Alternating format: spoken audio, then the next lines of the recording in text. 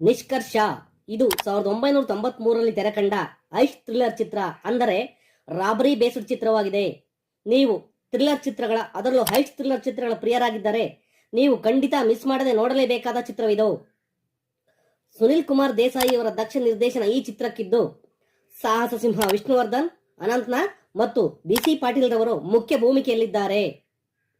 ಈ ಚಿತ್ರವು ಪೋಸ್ಟೇಜ್ ಶೈಲಿಯ ಚಿತ್ರವಾಗಿದ್ದು, ತನ್ನ ರಿಯಾಲಿಸ್ಟಿಕ್ ಕಥೆಯಿಂದಾಗಿ ಮತ್ತು ಚಿತ್ರದ ಬಹುತೇಕ ಭಾಗವನ್ನು ಒಂದೇ ಲೊಕೇಶನ್ನಲ್ಲಿ ಚಿತ್ರೀಕರಿಸಿರುವ ಕಾರಣ ಮತ್ತು ಆ ಕಾಲಕ್ಕೆ ಈ ಚಿತ್ರದ ಕಥೆ ಹೊಸದಾಗಿದ್ದರಿಂದ ನೋಡುಗರ ಜನಮನ್ನಣೆ ಗಳಿಸಿತ್ತು.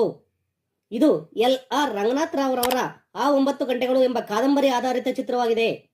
ಅಷ್ಟೇ ಅಲ್ಲದೆ ಈ ಚಿತ್ರದ ಕಾನ್ಸೆಪ್ಟ್ ಮತ್ತು ಬ್ರೂಸ್ ವಿಲ್ಲಿಸ್ ಅಭಿನಯದ ಇಂಗ್ಲಿಷ್ ಚಿತ್ರವಾದ ಡೈ ಹಾರ್ಡ್ ಚಿತ್ರದ ಕಾನ್ಸೆಪ್ಟ್ ಕೂಡ ಸಿಮಿಲರ್ ಆಗಿವೆ.